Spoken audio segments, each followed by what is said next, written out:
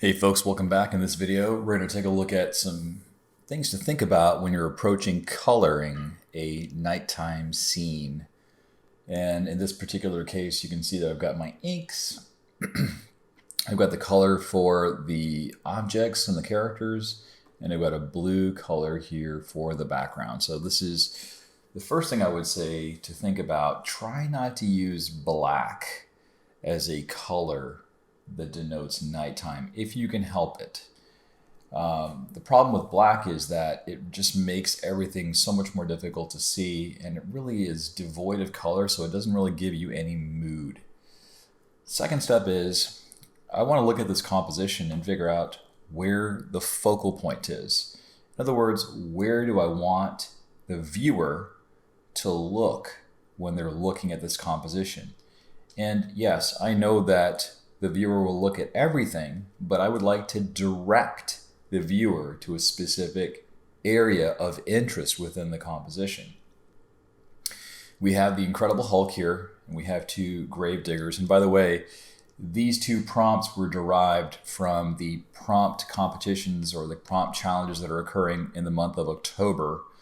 So I'm combining Promptober's Grave Robber's Mistake with cartoonist Kayfabe Tober's Hulk prompt.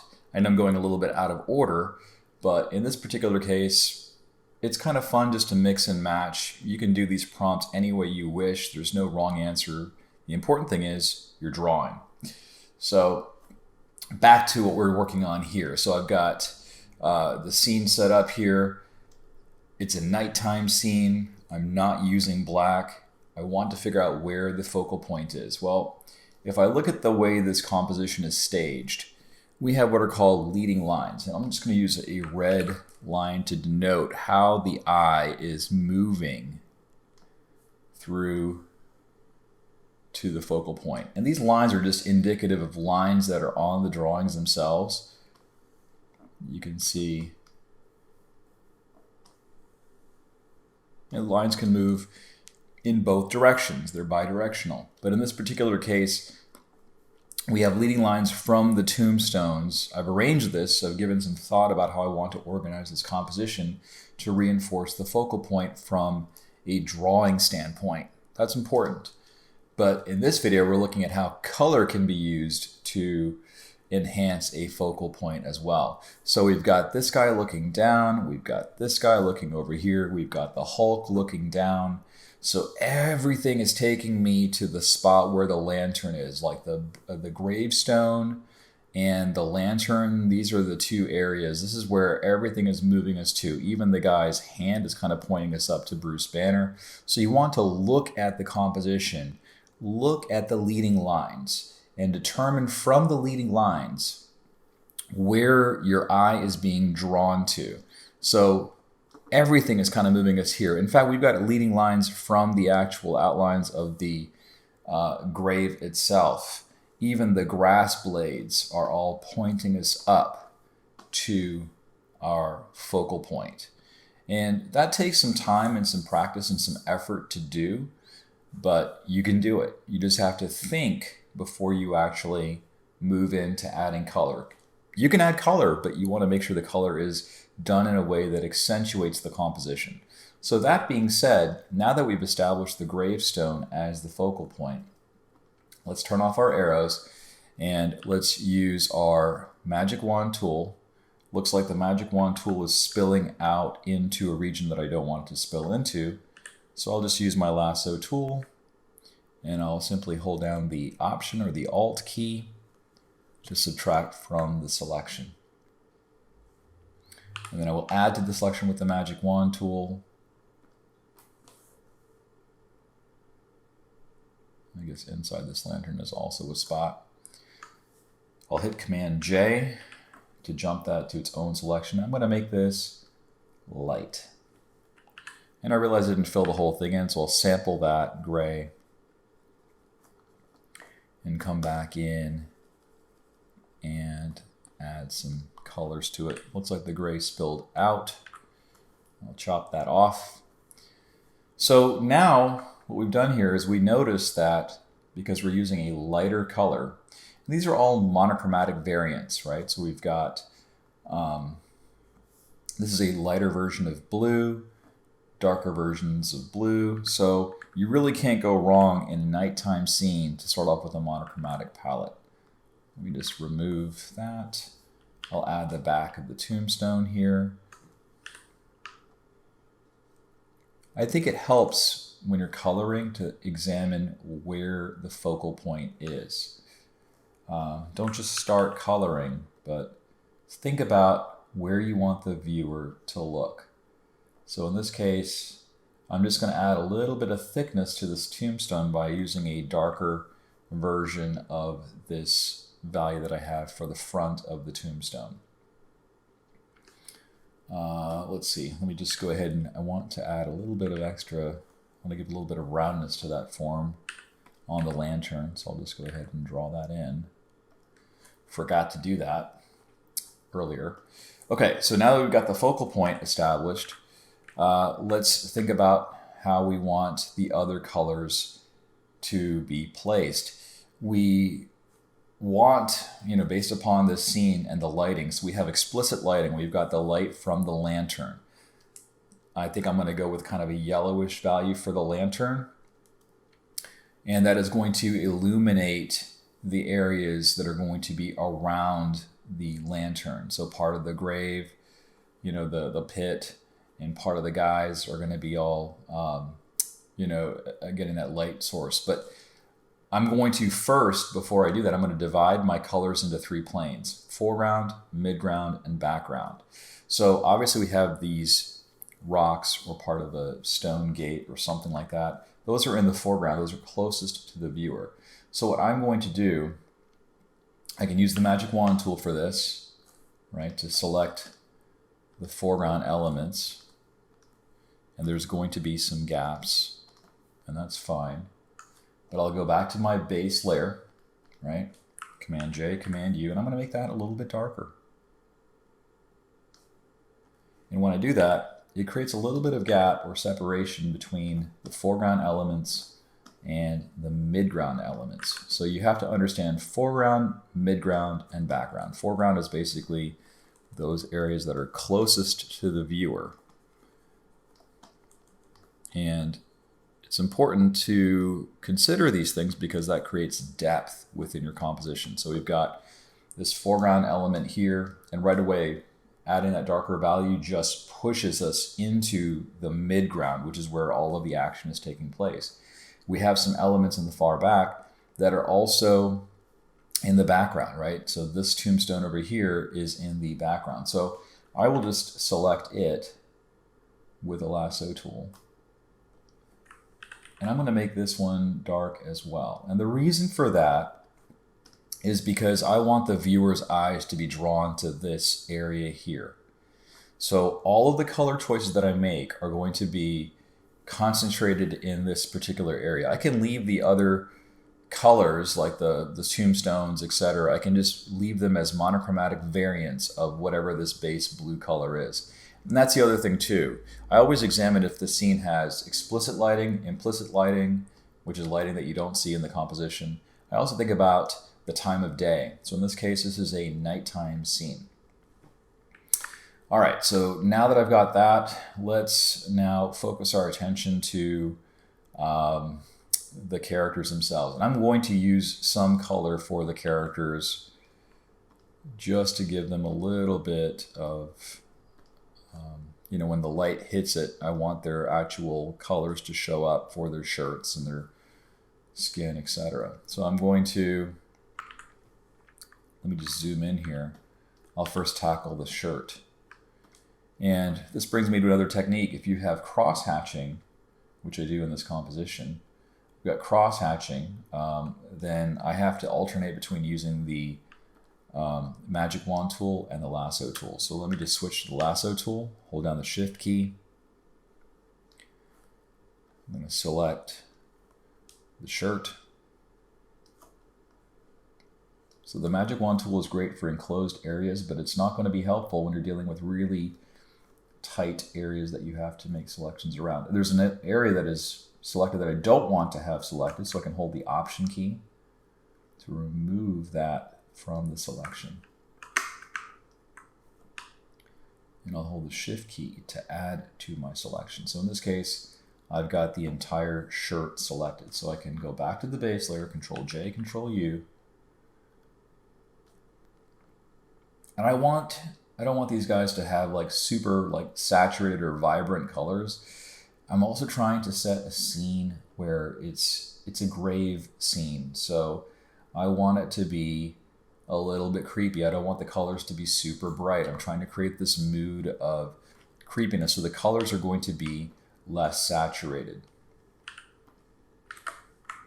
And again, you can't go wrong with using lighter and darker variants. So in this case, I've got his shirt as kind of a dull purple, and I've got his collars as a darker dull purple. Let's go in with his pants. You can see right there when I use the Magic Wand tool, it is selecting everything. I don't want that. So again, going back to the base layer, it looks like I have to switch back to the lasso tool.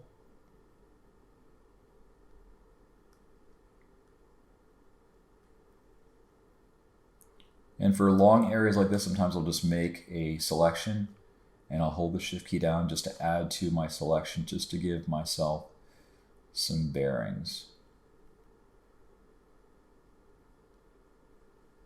And it's okay if you select a little bit outside. You can always use the lasso tool with the Option key to remove that part of the selection. So now hit Command J, Command U. I'm going to make the pants a little bit darker. I've got this guy's skin tone.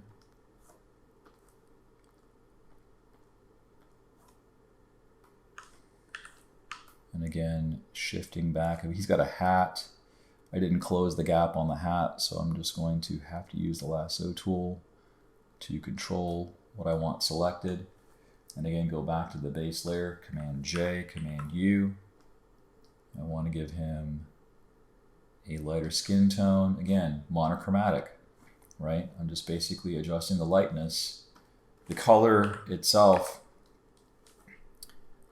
is still dull and muted, but it works. I don't want to have a super saturated color scheme. And then for the little emblem on his hat, I'll just pick that same purple and I'll fill that in. So I guess the big takeaway here is that I don't want to make the colors super bright if it's a scene that's supposed to be creepy. Now, later on, I'm going to add some lighting conditions just to go ahead and show you how that works. I'm not going to color the whole image in this video, but I just want to show you enough to where you can get started. So I'm going to focus my attention on this guy right here and the lantern. And then if you want to see what this piece looks like, I should have a piece, I should have this thing completed and on my Instagram account, which I'll have up later on today. So I'm just only going to color a portion of this just to get, you guys started. So I am using a saturated value, putting that on its own layer for the lantern. The lantern is going to be I don't know what color I'm going to use there. I'm going to use a different color besides purple. And I'm going to use my lasso tool with the Shift key. Make a new layer. I'll kind of use a dullish green. Like so. These two little areas here are actually where we do see the gravestone behind it. So I'm just going to go to the base layer, cut that out. And I'm going to go back to my grave here, right click, it's on layer 5. And I'll just simply fill that in. And I've talked about these techniques in my previous video. So if you're new to the channel, just watch those earlier videos, and I think that might help you out. And the base right here is going to be lit. So I'm just going to use a kind of a light green color. All right, so I think we have enough to where we can actually start to do something really interesting. So if this is the light source, First thing I want to do is I want to think about highlights and shading. So I can do this a couple of different ways. I can actually use the brush to indicate those regions that are highlights and shades, which I'll do right now, just to show you one example. I'll pick a lighter purple. And actually, you know what? I want to pick this yellow instead. I want to make an accent. I want this yellow to feel like it's influencing the guy's skin. That yellow light is going to add a little bit of drama, right? And then everywhere where I don't have hatching, some of that light will kind of bleed in. Now, I'm not going for something that is going to be photo believable. I'm going for something that is, you know, comic book believable, I guess. So we can see part of his eyes are illuminated. You can even see part of his pants. Anything that is basically facing this direction, I'm just putting a little bit of a hint of that light. No wrong answers on that one, right? And then over here, you might see just a little bit of that light. Again, these are all facing the light source. Now part like this area over here, you're not going to see as much because it's going to be much further away from the light source, but you can see how this accent light does play a role.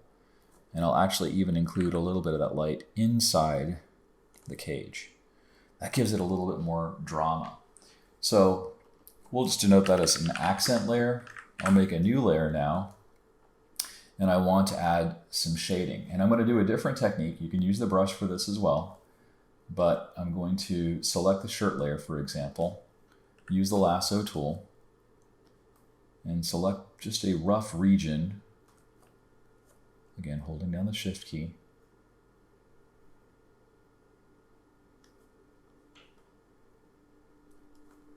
Like so. Command J, Command U. And I can make that a little bit darker. And if I want to just give it less of a vanilla look, I'll come back in with the lasso tool and just simply remove some of the shading values so that it looks like it's actually conforming to the contours of the hatching. And then if I want to, I can always sample that purple that I've just made and come back in with my brush.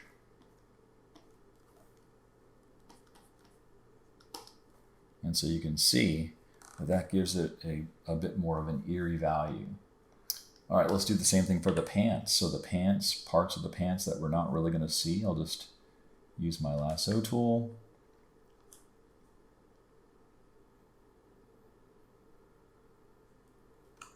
Command J, Command U.